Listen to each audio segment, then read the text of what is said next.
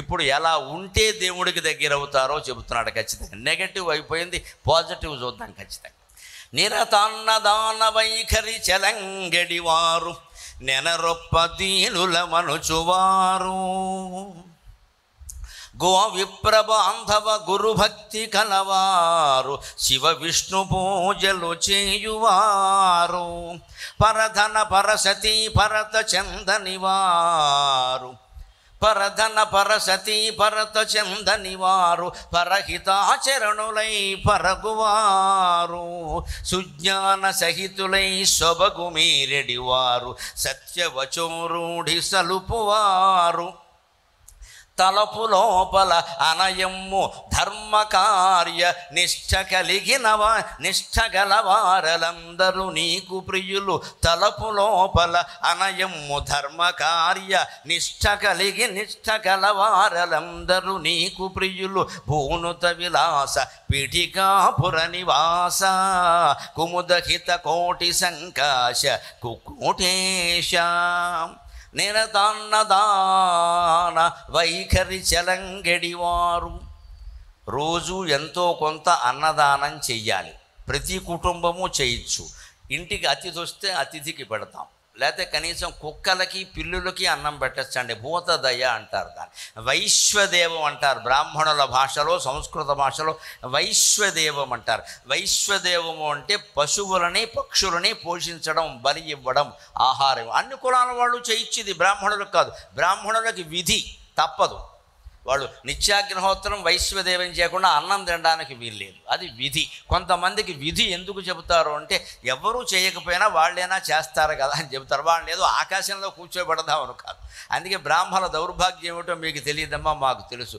2 వరకు మేము భోజనం చేయడానికి వీల్లేదు, మేము చేస్తే కానీ మా ఇంట్లో శ్రీమతి చేయడానికి వీల్లేదు. బ్రాహ్మణ కుటుంబాలు నిత్యాగ్నిహోత్రంతో ఉంటున్న కుటుంబాలన్నీ అనుభవిస్తున్న ఇబ్బంది. 2ంటికి కానీ ఈ బ్రాహ్మణ భోజనం చేయడు, ఈయన తింటే కానీ ఆవిడ తినడానికి వెళ్ళేది. ఎలాగిది? జీవితాంతం ఇంతే. ఇది నిత్యాగ్నిహోత్రం. ఇది అది వాళ్ళకి విధిగా ఎందుకు చెప్పారంటే, దానివల్ల ఈ లోకం నిలబడుతుంది. అందుకే అటువంటి కుటుంబాలను కనబడితే చాలు మనం నమస్కారం పెట్టి గౌరవించాలి. ఇంక వేరే మాట్లాడకల, అమ్మా మీరు నిత్యాగ్నిహోత్రుడు మీకు నమస్కారం, ఆయన ఎల్లాలు మీకు నమస్కారం, అంతే. మనకేం చెప్పారు, వాళ్ళకి ఎందుకు చెప్పారు చేయమని? లోకమంతా చేయనా చేయకపోయినా మీరైనా ఖచ్చితంగా చేయండి అయ్యా, మీరు చేయకపోతే పాపం అన్నారు. మరి ఎవరు చేయకపోతే ఎలాగా? ఇప్పుడు ఒక డ్యూటీ ఉంది, దాంట్లో 10 మంది పనిచేస్తున్నారు. 5 సెలవు పెట్టినా 5 పనిచేస్తే డ్యూటీ నడుస్తుంది. 10 మంది సెలవు పెడితే ఏం నడుస్తుంది? జెండా ఊపేందుకు ఒకడు ఉండాలా వద్దా? అందుకని బ్రాహ్మణులకు కొన్ని బాధ్యతలు అప్పగించి, ఇది మీకు విధి, చేయకపోతే తప్పు అన్నారు. మిగిలిన వాళ్ళకి ఏం చెప్పారు? ఏమండి ఇంటికి డాబా మీద పావురానికి గింజరేయడానికి పెద్ద ఏమన్నా మంత్రాలు కావాలా? మంత్రాలనే చెబితే పారిపోతుంది అది. ఎందుకు వచ్చింది వేయడానికి? కుక్కలకి ఎప్పుడు అన్నం పెట్టాలమ్మా, కుక్కలకి ఇంట్లోకి రానివ్వకూడదు. ఇప్పుడు అదో పెద్ద జబ్బు వచ్చింది ఎక్కడ కడితే అక్కడ. పైగా ఈ కుక్కలు కనీసం మన దేశపు కుక్కలైనా కావు, విదేశీ కుక్కలు, ఆస్ట్రేలియా, అమెరికా. మామూలు కుక్కలు పనికిరావు. మన కర్మ ఏంటంటే కొడుకుల్ని విదేశాలకు పంపించాం, కుక్కల్ని విదేశాల నుంచి తెచ్చుకున్నాం. నమశివాయ నమశివాయ. మనంత తెలివైన వాళ్ళు ఎక్కడా ఉండరు. పనికొచ్చే కొడుకుల్ని విదేశాలకు పంపించాం, పనికిమాలిన కుక్కల్ని మనం తెచ్చుకున్నాం ఇక్కడ. వాటిని సబ్బెట్టి తోమి, డ్రాయర్ వేసి, బనీన్ వేసి, నిక్కర్ వేసి, నానా గొడవ. ఇంకా పిల్లలకు కూడా అంత సేవ చేయాలి. దాన్ని మార్నింగ్ వాక్, ఈవినింగ్ టాక్, ఎన్నో. కుక్కతోటి, కుక్కకో డాక్టర్, కుక్కకో సబ్బు. ఇదివరకు ఈ దేశంలో ఏనుగుల్ని పెంచేవారు మహారాజులు, జమీందారులు. ఏనుగుల్ని పెంచేవారండి. పెద్ద పెద్ద జమీందారులు, పిఠాపురం జమీందారు, తుని జమీందారు లాంటి వాళ్ళ దగ్గర, మహారాజుల దగ్గర ఏనుగులు ఉండేవి. ఏనుగుకి సంబంధించిన సామాన్లన్నీ అమ్మేవారు. ఏనుగు మీద కప్పే పట్ట, ఏనుగును కట్టే తాడు, ఏనుగును కట్టే కొయ్య, ఏనుగుకు పెట్టే తిండి, ఇవన్నీ అమ్మారు. ఏనుగు సంబంధించిన సామాన్లు అమ్మే దేశం ఈవేళ కుక్క సామాన్లు అమ్మే దశకు వచ్చిందమ్మా. దేశం ఎలా ఉందో ఎవడో చెప్పక్కల్లా.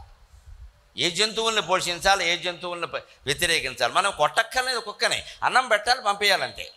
ఇంటి ముందు గేటు దగ్గర ఇంత మిగిలిన అన్నం అండి అక్కడ పడేస్తే తింటుంది. పైగా కుక్కకి ఎంత అరిగించుకునే శక్తి ఉందంటే, దుమ్ముతో ఉన్న అన్నం కూడా దానికి అరుగుతుంది, మనకు అరగదు. దుమ్ముతో బండి అరుగుతుంది, నీకు ఇబ్బందులు. ఊరికే మట్టిలో మళ్ళీ దానికి పెద్ద పళ్ళెము, చెంచా, ఏంటిది డైనింగ్ టేబులా? ఇంత హడావుడు చేసామంటే అది రోజు వచ్చి కూర్చుంటుంది అక్కడ. పిల్లిని ఇంట్లోకి రానివ్వకూడదు. పిల్లి వెంట్రుకలు ఇంట్లో పడితే పిల్లలకి రోగాలు వస్తాయి. పిల్లిని పెంచకూడదు ఎట్టి పరిస్థితుల్లో అసలు. దానికి గుమ్మం దగ్గరే పాలు ఇలా ఒక గిన్నెలో పెట్టేయడం పోమండం అంతే. ఆ గిన్నె అక్కడే పెట్టాం, మళ్ళీ కడిగేసి మళ్ళీ పోయడం. అలాగని జీవుల్ని ద్వేషించక్కల, ఇంట్లోకి రాయనవద్దు. ఎందుకంటే పిల్లికి పెద్ద లక్షణం ఏంటంటే అస్తమానం దాని వెంట శరీరం నుంచి రోమాలు రాలుతూ ఉంటాయి. ఆ రోమాల వల్ల పిల్లలకి రోగాలు వస్తాయి ఖచ్చితంగా. వీటిని పెంచుకోమని చెప్పలేదు ఎక్కడ, కానీ వాటిని కాపాడాలి. అది మన బాధ్యతగా చూసుకోవాలి. ఎందుకంటే ఈ పక్షుల్ని పశువుల్ని కూడా కాపాడడం కోసమే మనం గృహస్థ ధర్మంలో ఉన్నాం. సన్యాసులు బ్రహ్మచారులు ఆ పని చేయలేరు, వాళ్ళకే లేదు, వాళ్ళు ఏం పెడతారు ఇక్కడ ఎవరికైనా. అందుకని అన్నదానం అంటే కేవలం ఏదో దేవాలయంలో జరగడం అనుకోకండి. అలాగే దేవాలయంలో అన్నదానం అన్నారు. ఇటువంటి కార్యక్రమం ఏదైనా జరిగితే అన్నదానం అంటే తినేసి వెళ్ళిపోవాలి, కానీ ఇంటికి పార్సిల్స్ మొదలుపెట్టారు ఈ మధ్యన. చాలా గొప్ప ప్రయోజనం. ఇంకా ఇక్కడ వచ్చిందో లేదో కానీ హైదరాబాద్లో అదే నడుస్తాం. పార్సిల్ అంటే మొత్తం 10 మందికి పట్టుకెడతారు.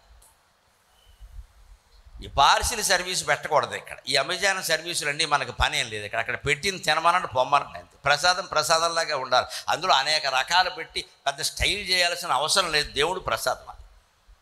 అలా చేస్తే ఏమవుతుందంటే చివరికి ప్రవచనాల కోసం రారు, ప్రసాదం కోసం వస్తారు ఇక్కడ. ప్రసాదం ఎప్పుడు పెడతారో అడగండి, పెట్టగానే వెళ్ళిపోతారు. అసలు దృష్టి మారిపోయింది మొత్తం. అది చెయ్యాలి, అన్నదానం చేయాలి, మనుషులకి చేయాలి, జంతువులకి చేయాలి. ఎంతవరకు ఉండాలో అంతవరకు ఉండాలి ఖచ్చితంగా. ముఖ్యంగా చేయవలసింది ఎవరికి? నెనరొప్ప దీనుల మనుచువారు. ఎప్పుడు ఏ దానం చేసినా నమస్కారం పెట్టి కోరుతున్నా, లేని వాళ్ళకి ఇవ్వండి, లేని వాళ్ళకి ఇవ్వండి, ఉన్న వాళ్ళకి ఇవ్వకండి, ఉన్న వాళ్ళకి ఇవ్వకండి. వారికి ఇస్తే పుణ్యం, వీరికి ఇస్తే పుణ్యం అని కులాల పేరు మీద మతాల పేరు మీద చెప్పిన శాస్త్రాలు పూర్వకాలం వర్తిస్తాయండి, ఇప్పుడు వర్తించవండి. ఇప్పుడు నువ్వు దానం ఇయ్యదగిన ఒకే ఒక వ్యక్తి పేదవాడు.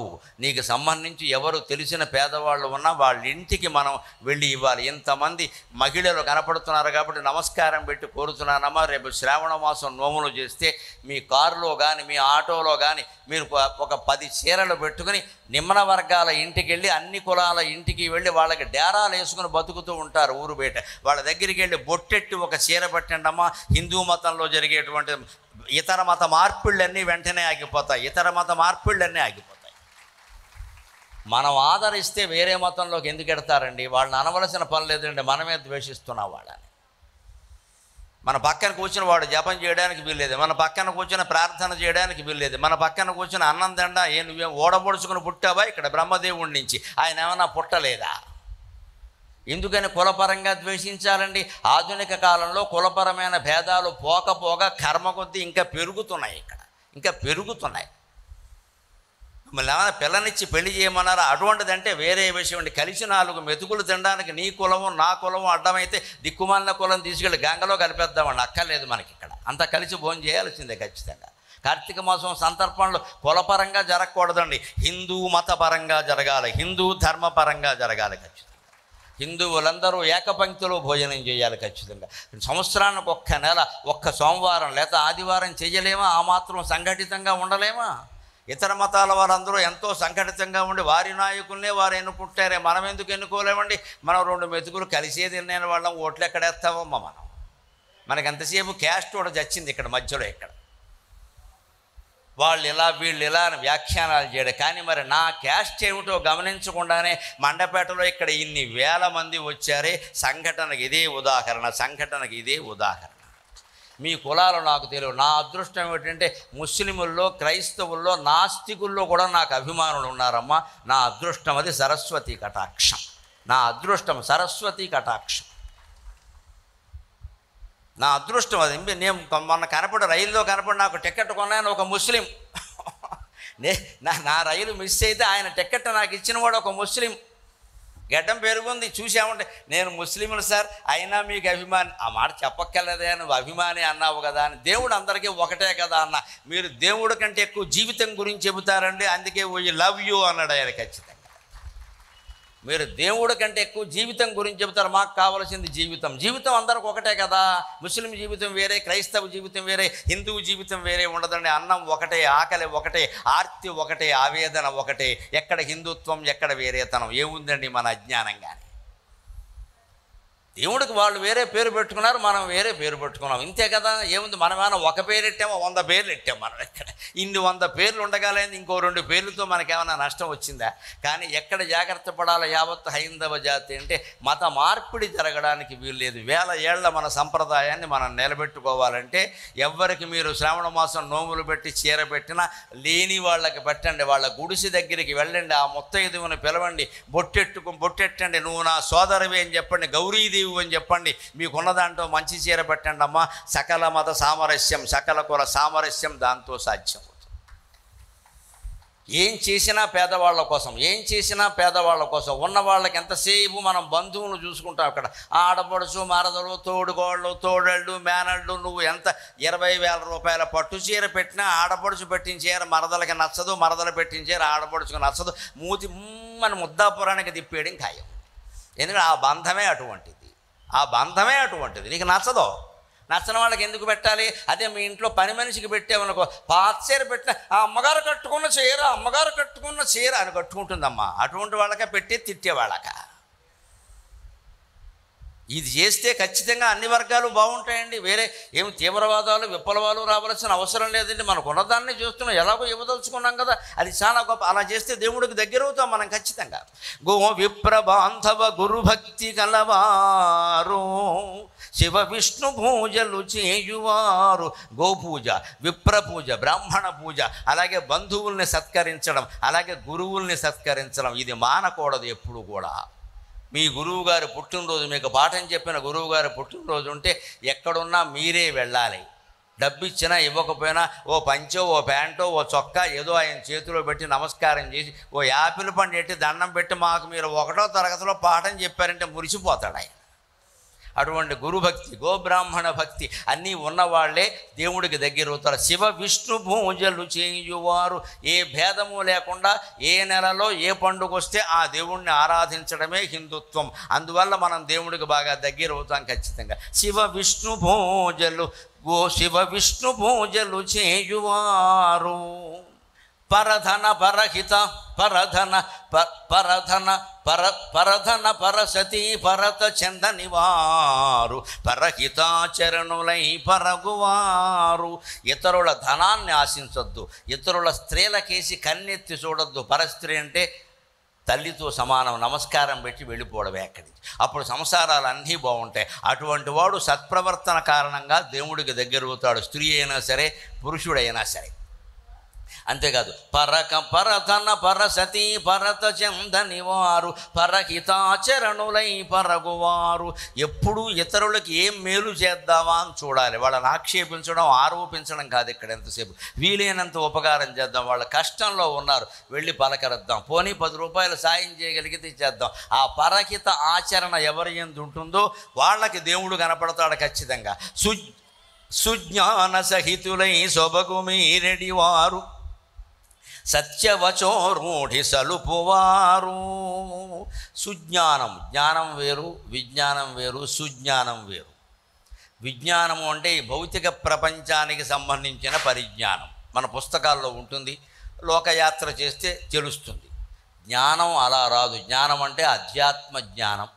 అధ్యాత్మ అంటే ఈ జీవుడు ఎక్కడి నుంచి వచ్చాడు, నేను అని అనిపిస్తున్నది అది ఏమిటి? అది అంతర్గతంగా లోపలికి వెళ్ళి ఆలోచిస్తే తప్ప తెలియదు అసలు అది. అందుకని ఆ సుజ్ఞానం కోసం అది జ్ఞానం. దాన్ని సుజ్ఞానము అంటే బాగా నిలబెట్టుకోవాలి. సుష్ఠు జ్ఞానం, సుజ్ఞానం. అది వచ్చిన జ్ఞానం వస్తుంది, ఇలా వింటున్నప్పుడు బాగా అన్నీ తెలిసినట్టే ఉంటాయి. ఇక్కడ మళ్ళీ ఈ ఆవరణ దాటి నేను కారెక్కగానే మీ బళ్ళు మీరు ఎక్కుతారు, మొత్తం మర్చిపోతారు. ఇక్కడ పైగా ఎవరన్నా అమాయకులు ఉండి ఆయన ఎంత బాగా చెప్పారు అంటే అలాగే చెప్తారు. ఆ చెప్పినందుకు ఆయనకి బోల్డ్ ఇస్తారు. నీకు నాకు ఏమి ఇస్తారు? ఇక్కడ సరిగ్గా కూర్చో అని తీసుకుపోతారు. ఇక్కడ అయిపోయింది మొత్తం. నేను చెప్పిన 3 రోజులు 3 రెళ్ళు 6 గంటల ప్రవచనం గంగాలో కలిసిపోయింది. ఒక్క స్కూటర్ కిక్కుతో పోయింది మొత్తం అంతా. అవన్నీ మన వల్ల అవుతాయి ఏంటి? మరి ఎవరి వల్ల అవుతాయి? ఇక్కడ ఎవరి వల్ల అవ్వడానికి ఎందుకు చెప్పడం పని లేక అవుతాయి. అదే సుజ్ఞానం. మీకు నిజంగా ఆత్మ ఏమిటో తెలిస్తే జ్ఞానమే. ఆడికి ఆత్మనిష్టలో ఉండాలి కదా, నిలబడాలి కదా. మళ్ళీ గంటకే జారిపోతే అలాగా జారకుండా ఉండేది సుజ్ఞానం. సుజ్ఞాన సహితులై సొబగుమీరెడివారు. అంటే ఎప్పటికప్పుడు మన మనస్సును మనం పరిశీలించుకుంటూ ఉండాలి. అప్పుడు సుజ్ఞానం నిలబడుతుందండి ఖచ్చితంగా. వ్యాసుడు చెబుతాడు భారతంలో, ప్రత్యక్షం పర్యవేక్షేత ప్రత్యక్షం పర్యవేక్షేత నరశ్చారిత్రమాత్మనః కిన్ను మే పశుభిస్తుల్యం కిన్ను సత్పురుషైరితి. అంటే అరణ్య పర్వంలో చెబుతాడు వ్యాసుడు, మనిషి ప్రతిక్షణం తన మనస్సును తాను పరిశీలించుకోవాలట. ఎందుకని? కిన్ను మే పశుభిస్తుల్యం, నేనేమన్నా పశువులా ప్రవర్తిస్తున్నానా, కఠినంగా మాట్లాడుతున్నానా, దుర్మార్గంగా ఉన్నానా, ఎవరికైనా అన్యాయం చేస్తున్నానా, ఇది ఒక్కరే ఉండగా ఆలోచించుకోవాలి. ఇంకోటితో ఆలోచించొద్దు. ఇంకోటి ఉన్నాడు అంటే నాటకం ఆడేస్తాం. వాడు నాటకమే, మనము నాటకమే. వద్దు ఇక్కడ.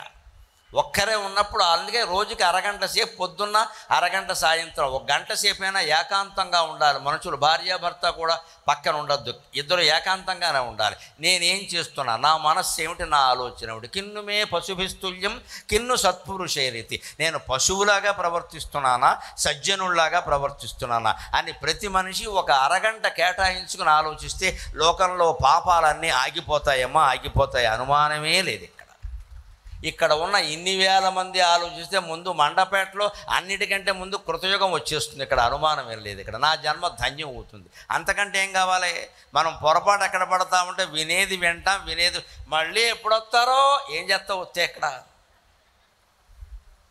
ఇప్పుడు ఏం చేయని దానికి మళ్ళీ నేను రావడం ఎందుకు దండగా. ఈసారి ఇంకా 4 రోజులు చెప్పను, నీ సొమ్మేం పోయింది చెప్పమంటావు, నా గొంతు అవుతుంది ఇక్కడ. ఇలా చెప్తే వినడం మంచిదేనండి. విన్నదాన్ని మననం చేసుకోవాలి, మననం చేసుకున్న దాన్ని అన్వయించుకోవాలి, అన్వయించుకున్న దాన్ని ఆచరణలో పెట్టాలి. లేని దానికి చెప్పడం అంతా ఎందుకు? అదే చెబుతున్నాడు ఇక్కడ. సుజ్ఞానం అంటే అర్థం అది, దాన్ని నిలబెట్టుకోవాలి. సత్యవచో రూఢి సలుపువారు, ఇందాకే చెప్పుకున్నాం. సత్యవాక్యానికి కట్టుబడి ఉండాలి. 3 సంవత్సరాలు నియమం పెట్టుకుంటే చాలు. నేను పరిహాసానికి కూడా అబద్ధం చెప్పను, చెబితే సత్యమే చెబుతాను, లేదా మౌనంగా ఉంటాను. నాకు తెలియదనో ఏదో చెబుతాను, అంతేగాని అసత్యం మాత్రం చెప్పను అని నియమం పెట్టుకుంటే 3 సంవత్సరాలకి వాక్సిద్ధి వస్తుంది. మనం ఏదంటే అది అవుతుంది. ఎందుకంటే ఇంతవరకు మనం ఏది అయిందో అదే అన్నాం కాబట్టి ఆ తర్వాత మనం ఏది అంటే అది అవుతుంది ఖచ్చితంగా. వాక్ శుద్ధి ఉంటే వాక్ సిద్ధి ఉంటుంది. వాక్ శుద్ధి అంటే మన వాక్కు శుద్ధి, పవిత్రంగా ఎప్పుడు సత్యం చెప్పినప్పుడే శుద్ధి. అంచేత సత్యవాక్యానికే కట్టుబడి మనం అవసరమైతే జైలు శిక్షకి తప్పు చేసాం ఒప్పేసుకుందాం, గొడవలేదు. ఇంక మళ్ళీ కోర్టులు పోలీసులు దేనికండి ఇదంతా? దేనికి ఇదంతా? ఊరికే సాగతీయడం. అయిపోయింది, ఒప్పేసుకో. ఆ శిక్ష ఏదో అనుభవించేస్తే అయిపోయింది. పైగా ఇక్కడ తప్పించుకున్న యమలోకంలో శిక్ష తప్పదు. పైగా ఒక రహస్యం ఏంటంటే గరుడ పురాణంలో ఉంది. నేను ఇదివరకు వరంగల్లో మాట్లాడాను 2 రోజుల పాటు గరుడ పురాణం మీద. వినండి, మా శ్రీ గరికపాటి నరసింహరావు అఫీషియల్ యూట్యూబ్ ఛానల్లో ఉంది. శుభ్రంగా 4 గంటల పైన దాని మీద మాట్లాడాను. అందులో ఖచ్చితంగా ఉంటుంది ఒక మాట, ఇక్కడ శిక్ష అనుభవించిన వాడు అక్కడ అనుభవించక్కల్లా, ఇక్కడ అనుభవించకపోతే అక్కడ తప్పదు ఖచ్చితంగా. అందుకని ఇక్కడ అదేదో అనుభవించేస్తే ఆ శిక్ష ఏదో అనుభవించి జైలు శిక్ష అయినా సరే వెళ్ళి ఒక 6 నెలలు ఉండి వచ్చేస్తే గొడవ లేదు. అవి కూడా నలుగురు పరిచయం అవుతారు, అక్కడ కూడా తప్పే ఉంది. ఓ సాంబార్ ఏదో పెడతారు తినేస్తాం. ఆ ఫుడ్ కూడా టేస్ట్ చేసి చూశారు. ఊళ్ళోకి వచ్చాక ఇంకా మన ఎవడో అనడానికి లేదండి. నిలబడ్డాడుగా, శిక్ష అనుభవించాడుగా. ఎప్పుడు తప్పు చేసి శిక్ష అనుభవించిన వాడిని ఇంకా సమాజం ఏం అనకూడదు. కేడి అనడం, దొంగ అనడం, జైలుకి వెళ్ళడం తప్పదు.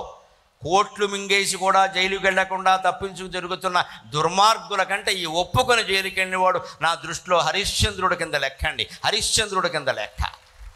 వాడిని పిలిచి సన్మానం చేసి దండయ్యాలి. మనం తప్పు ఒప్పుకున్నావు, శిక్ష అనుభవించావు, నువ్వు పవిత్రుడివి అని కానీ గౌరవించాలి. అప్పుడు వాడు మళ్ళీ తప్పు చేయకుండా. మన దుర్బుద్ధి ఎలా ఉంటుంది అంటే మాయిగా తెల్ల చొక్కాలు వేసుకుని తిరిగే వాళ్ళందరినీ మనం ఎన్ని కోట్లు మింగినా సరే ఏమీ అనం. ఒకడెవడో పొరపాటును ఒప్పుకుని జైలుకి వెళ్ళొస్తే ఇక వాడు కనబడినప్పుడల్లా జైలు నుంచి వచ్చాడో ఎలా ఉన్నాడో చూడు, నీకంటే బాగానే ఉన్నాడు ఇక్కడ.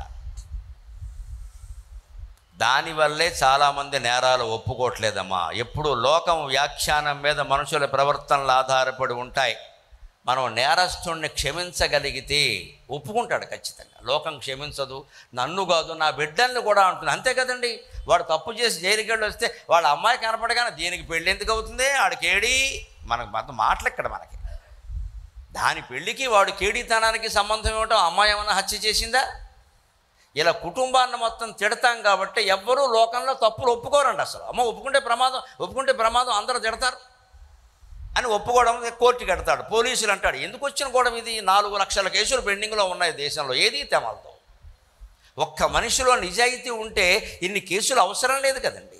అంటే సమాజంలో రావాల్సిన మార్పు ఏమిటంటే తప్పు చేసి ఒప్పుకొని జైలుకి వెళ్ళి వచ్చిన వాడికి సన్మానం చేయాలి ఖచ్చితంగా. నీకు సన్మానం చేస్తున్నావు, ఇంకా తప్పు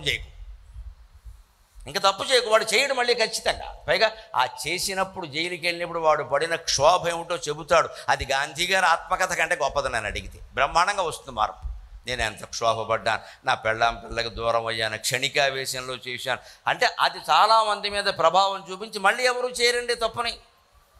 అంత ప్రభావం ఉంటుంది ఖచ్చితంగా. అందుకని ఆ సజ్జనత్వానికే ఉండాలి ఎప్పుడు కూడా. అందుకని చెబుతున్నాడు ఇక్కడ సుజనులు సొబగు మీరెడు వారు, సుజ్ఞానంతో ఉండడు, సత్యవచౌరుడి మెలగువారు. ఆడిన మాట తప్పకుండా దానికి కట్టుబడి ఉంటే ఒప్పేసుకుందాం, వేసే శిక్ష ఏదో వేస్తారు, అయిపోయింది ఇక్కడ ఖచ్చితంగా. ఇలాంటి వాళ్ళు తలపు లోపల అనయంబు ధర్మకార్య నిష్ఠ గలవారలందరూ, మనస్సులో ఎప్పుడూ ధర్మకార్య నిష్ఠ కలిగిన వాళ్ళందరూ నీకు ప్రియులు, నిష్ఠ గలవారలందరూ నీకు ప్రియులు. ఈ చెప్పిన లక్షణాలు కలిగిన వాళ్ళందరూ పరమశివుడి యొక్క అనుగ్రహాన్ని 10 నిమిషాల్లో పొందుతారు, అనుమానం ఏం లేదు అందులో. భూనుత విలాస పీఠికాపుర నివాస, భూనుత విలాస పీఠికాపుర నివాస, కుముదహిత కోటి సంకాశ కుక్కుటేశ.